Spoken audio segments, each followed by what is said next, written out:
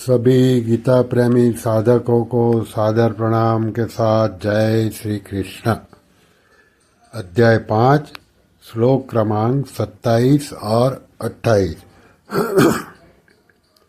स्पर्शान् कृत्वा बहिर्बाह्यांश चक्षुश्चैवान्तरे भुवोः प्राणापानौ समौ कृत्वा नासाभ्यन्तरचारिणौ यतेन्द्रिय मनोबुद्धिर्मुनिर्मोक्षपरायणः विगतेच्छा भयक्रोधो यह सदा मुक्त एव सः।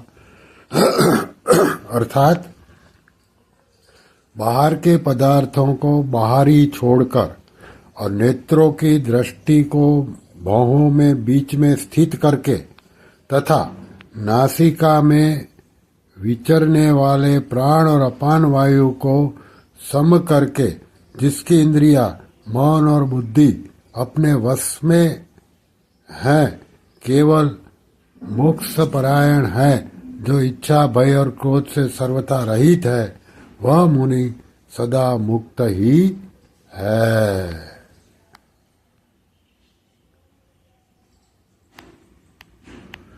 इसका विवेचन।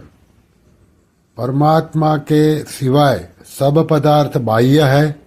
बाह्य पदार्थों को बाहर ही छोड़ देने का तात्पर्य है कि मन से बाह्य विषयों का चिंतन न करे। बाह्य पदार्थों के संबंध का त्याग कर्म योग में सेवा के द्वारा और ज्ञान योग में विवेक के द्वारा किया जाता है। यहाँ भगवान ध्यान योग के द्वारा बाह्य पदार्थों से संबंध विच्छेद की बात कह रहे हैं। ध्यान योग में एकमात्र परमात्मा का ही चिंतन होने से बाह्य पदार्थों से विमुखता हो जाती है। वास्तव में बाह्य पदार्थ बाधक नहीं है, बाधक है इनसे राग पूर्वक माना हुआ अपना संबंध। इस माने हुए संबंध का त्याग करने में ही उपर्युक्त पदार्थों का तात्पर्य है। चक्षुश्चैवान्तरे भुवोः, यहाँ भुवोः अंतरे पदों से दृष्टि को दोनों भौहों के बीच में रखना अथवा दृष्टि को नासिका के अग्रभाग में रखना, गीता के 6 अध्याय का 13वां श्लोक, ये दोनों ही अर्थ लिए जा सकते हैं। ध्यान काल में नेत्रों को सर्वथा बंद रखने से लय दोष अर्थात निद्रा आने की संभावना रहती है और निद्रा और नेत्रों को सर्वथा खुले रखने से सामने दृश्य रहने से विक्षेप दोष आने की संभावना रहती है।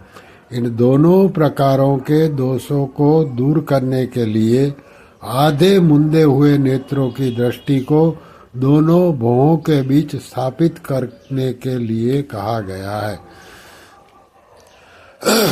प्राणापानौ समौ कृत्वा नासाभ्यन्तरचरिणौ, नासिका के बाहर निकलने वाली वायु को प्राण और नासिका के भीतर जाने वाली वायु को अपान करते हैं।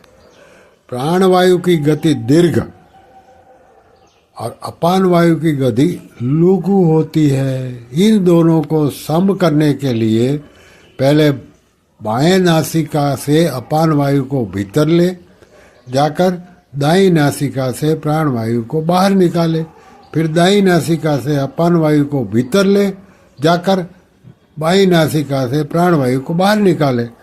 इस सब क्रियाओं में बराबर समय लगना चाहिए। इस प्रकार लगातार अभ्यास करते रहने से प्राण और अपान वायु की गति सम, शांत और सूक्ष्म हो जाती है। जब नासिका के बाहर और भीतर तथा कंठादि देश में वायु के स्पर्श का ज्ञान न हो, तब समझना चाहिए कि प्राण अपान की गति सम हो गई है। इन दोनों की गति सम होने पर लक्ष्य परमात्मा रहने से मन से स्वाभाविक ही परमात्मा का चिंतन होने लगता है। ध्यान योग में इस प्राणायाम की आवश्यकता होने से ही इसका उपर्युक्त पदों में उल्लेख किया गया है। फिर है यतेन्द्रिय मनोबुद्धि, प्रत्येक मनुष्य में एक तो इंद्रियों का ज्ञान रहता है और एक बुद्धि का ज्ञान। इंद्रिय और बुद्धि दोनों के बीच में मन का निवास है। मनुष्य को देखना यह है कि उसके मन पर इंद्रियों के ज्ञान का प्रभाव है या बुद्धि के ज्ञान का प्रभाव है, अथवा आंशिक रूप से दोनों के ज्ञान का प्रभाव है। इंद्रियों के ज्ञान से संयोग का प्रभाव पड़ता है और बुद्धि के ज्ञान से परिणाम का। जिन मनुष्यों के मन पर केवल इंद्रियों के ज्ञान का प्रभाव है, वे संयोगजन्य सुख भोग में ही लगे रहते हैं, और जिनके मन पर बुद्धि के ज्ञान का प्रभाव है, वे परिणाम की ओर दृष्टि रहने से सुख भोग का त्याग करने में समर्थ हो जाते हैं। न तेषु रमते बुधः, गीता के 5वें अध्याय का 22वां श्लोक। प्रायः साधकों के मन पर आंशिक रूप से इंद्रियों का और बुद्धि दोनों के ज्ञान का प्रभाव रहता है। इनके मन में इंद्रियों तथा बुद्धि के ज्ञान का द्वंद्व चलता रहता है, इसलिए वे अपने विवेक को महत्व नहीं दे पाते और जो करना चाहते हैं उसे कर भी नहीं पाते। यह द्वंद्व ही ध्यान में बाधक है। अतः जहाँ मन बुद्धि तथा इंद्रियों को वश में करने का तात्पर्य है कि मन पर केवल बुद्धि के ज्ञान का प्रभाव रह जाए, इंद्रियों के ज्ञान का प्रभाव सर्वथा मिट जाए। फिर है मुनिर्मोक्ष परायणः, परमात्मा प्राप्ति करना ही जिसका लक्ष्य है, ऐसे परमात्मा स्वरूप का मनन करने वाले साधक को यहाँ मोक्ष परायणः कहा गया है। परमात्मा तत्व सब देश काल आदि में परिपूर्ण होने के कारण सदा सर्वदा सबको प्राप्त ही है, परंतु दृढ़ उद्देश्य न होने के कारण ऐसे नित्य प्राप्त तत्व की अनुभूति में देरी हो रही है। यदि एक दृढ़ उद्देश्य बन जाए तो तत्व की अनुभूति में देरी का काम नहीं है। वास्तव में उद्देश्य पहले से ही बनाया है, क्योंकि परमात्मा प्राप्ति के लिए ही यह मनुष्य शरीर मिला है। केवल इस उद्देश्य को पहचानना है। जब साधक इस उद्देश्य को पहचान लेता है, तब उसमें परमात्मा प्राप्ति की लालसा उत्पन्न हो जाती है। यह लालसा संसार की सब कामनाओं को मिटाकर साधक को परमात्मा तत्व का अनुभव करा देती है।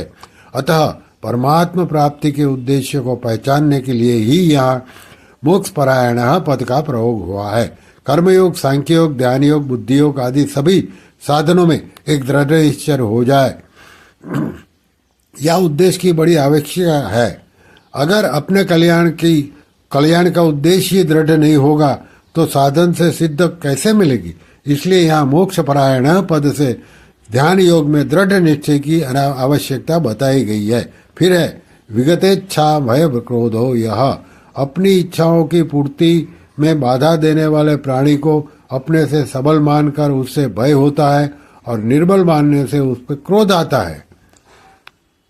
जिनकी इच्छा रहने पर मृत्यु से भय हो, जीने की इच्छा रहने से मृत्यु के भय होता है और दूसरों से अपनी इच्छा पूर्ति करवाने तथा दूसरों पर अपना अधिकार जमाने की इच्छा से क्रोध आता है। अतः भय और क्रोध होने से इच्छा ही मुख्य है। यदि मनुष्य में इच्छा पूर्ति का उद्देश्य न रहे, प्रत्युत एकमात्र परमात्मा प्राप्ति का उद्देश्य रह जाए, तो भय क्रोध रहित इच्छा का सर्वथा अभाव हो जाता है।